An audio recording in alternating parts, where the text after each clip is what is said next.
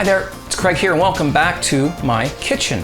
Today we're going to take a look at beef and barley soup. Now this particular beef and barley soup, I'm going to be adding some vegetables to it.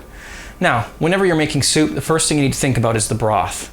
So, a little bit of a twist on today's video. Part of the procedure's already been done. So let me just get you started on how to make a stock. Stock and broth are the same thing, okay? And all you're doing is you're boiling stuff. All right, you can boil vegetables, you can boil meat, you can boil bones. Now you can go out and buy these things, and if you know me at all, you know my feeling on that. Salt, monosodium glutamate, oh, way down at the bottom, beef flavor. Okay, so I don't advocate those things, I'm sorry.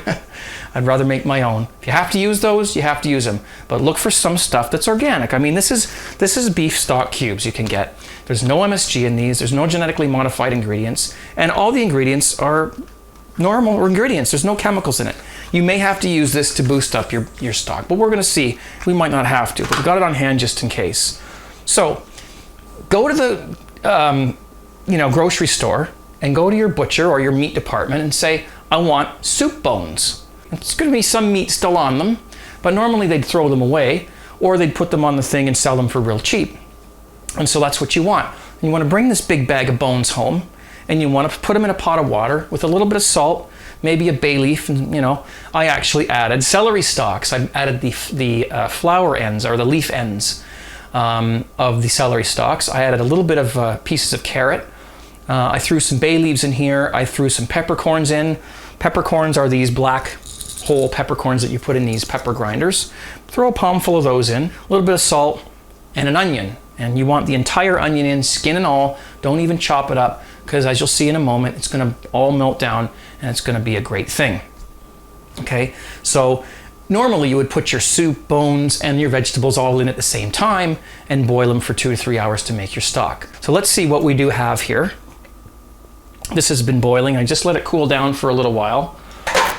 And it's been boiling for about 3 hours. And so now we've got our meat and all of our vegetables have broken up and given off all their flavor and vitamins into the stock. Let's just take a quick, if I may. Oh, so good, and there's no weird chemicals in that, okay? Let's grab ourselves a bowl and a sieve, okay? And then I'm gonna grab this here and we're just gonna pour the broth through the sieve and catch all the other stuff. Now the vegetables we're gonna throw in the garbage because we're done with them. The bones we're gonna keep because we're gonna, whoops, no, that's why we've got a dog, okay? Daisy. The meat we're going to take off the bones and add to the soup. But for now, we just want to get these. We'll get ourselves a thing, and we'll just set this aside for a bit until we're ready to deal with it.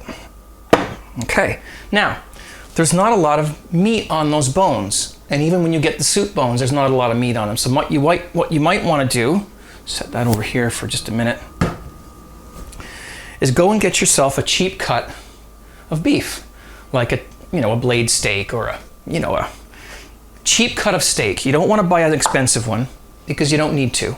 So I've got one here, and I chopped it up, as you can see, into little cubes. Okay, and that's what you want for your soup. So you've got your stock and you've got some meat here. Now I'm going to put a little bit of heat under this pot here, because we're going to start adding the things to our soup. We're going to get a couple of onions. Now, I have to tell you, I'm making a large quantity of soup. You saw how much stock was in here. Okay, so I'm making a big pot of soup. You have to be the judge at how chunky or how, liquidy you want your soup. I'm going to use 2 medium-sized onions, and I'm going to use some fairly large carrots, and 3 or 4 stalks of celery, which looks like it has to be washed still. There's a little bit of dirt on those. So again, if you're using less stock, then you cut this down a little bit. Let's just chop these onions up. And I'm going to cut them up fairly small. But again, you know what? You do this however you, if you like bigger chunks of onions in your soup, then cut them bigger.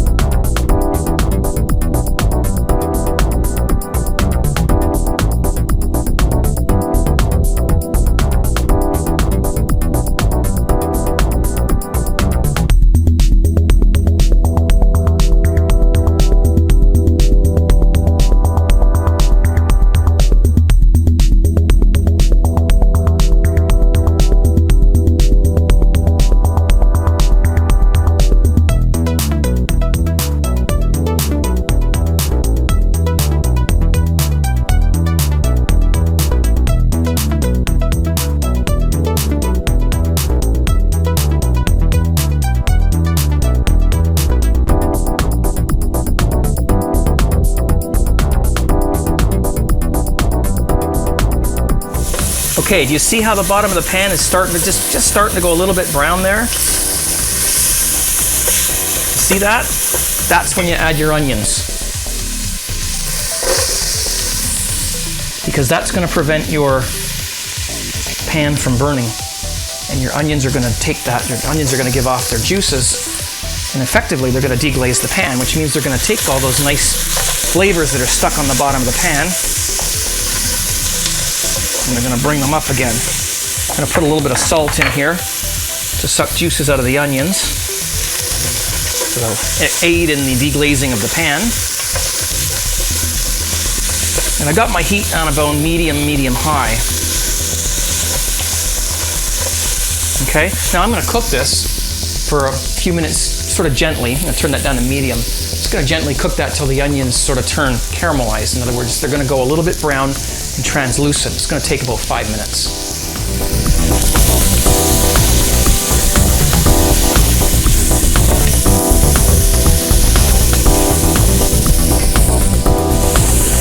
Now, you might say, why are you doing that, Craig? Why are you doing this? Why don't you just throw it all in the stock and just boil it all up? Well, you know what we're doing? Can you see the bottom of the pot there? You see that?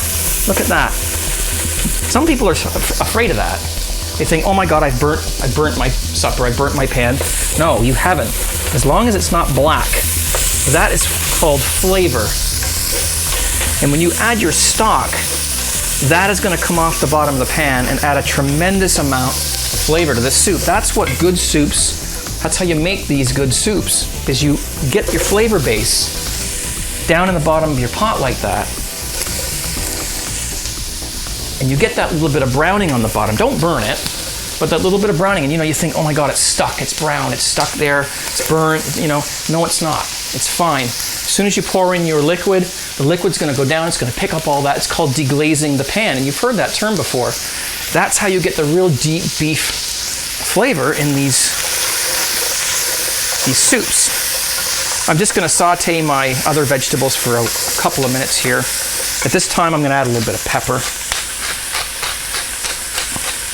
This is when I think of it. You can add it anytime you want, I guess.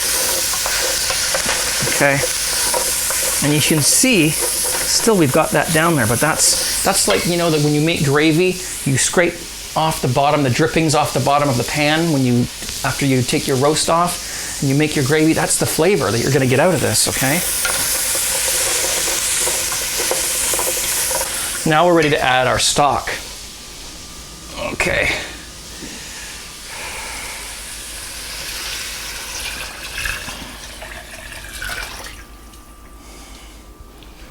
There.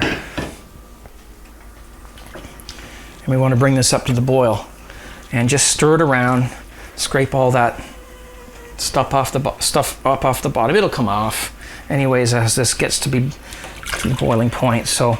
And it's going to add a great flavor to your soup. And at this point, what you want to do now is you just want to bring this back up to the boil. And after it's boiling, you just want to take it down to a simmer. Again, cover it up and let it cook for, I'd say probably about 3/4 of an hour.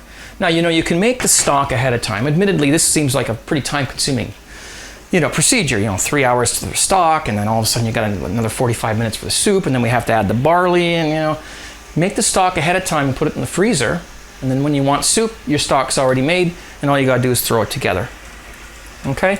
So I'm gonna bring this up to the boil, simmer it, put the lid on it, 45 minutes to an hour, and then we're gonna add our barley and our other ingredients. Oh, and by the way, the magic ingredient to this, Worcester sauce, Worcestershire, whatever you guys want to call it. It's great stuff. Definitely add it to your soup. Okay, see you in a bit.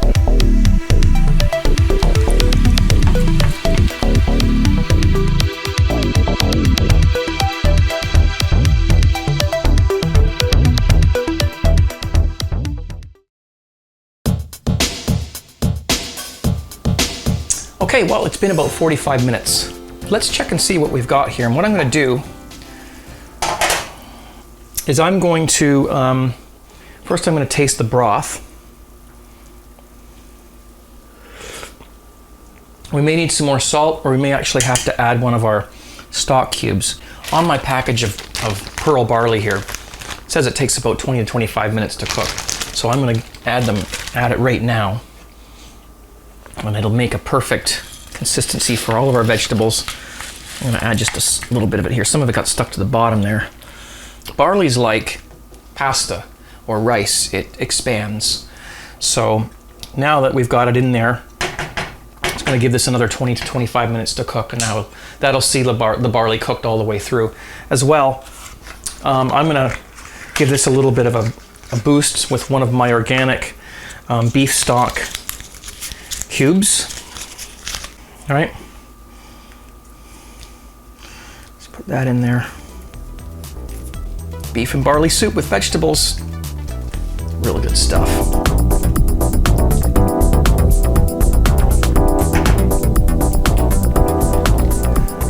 Okay guys, it's been about a half an hour since I added the barley, and according to this, it should cook in half an hour. So let's check to see whether it's done. The vegetables I know are soft and everything else is cooked. Just check the barley. It looks like it's done. You can see how creamy the broth is. The barley has puffed up a little bit. And I'm just going to check the broth to see if it needs anything. No, it's perfect actually. Gonna plate some up. Look at all that barley. Oh, it's so good. There you go. Can't wait to give this a try.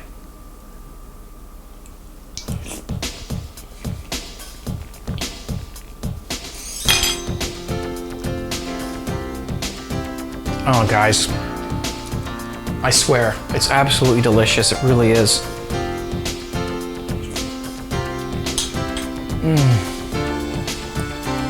It's a good one. Thumbs up. And I want to thank you guys for watching, and please check out my website, CraigFaraway.com, for more details about this recipe and this video. And we'll see you next time on the next Craig's Kitchen. Take care, guys. Cheers.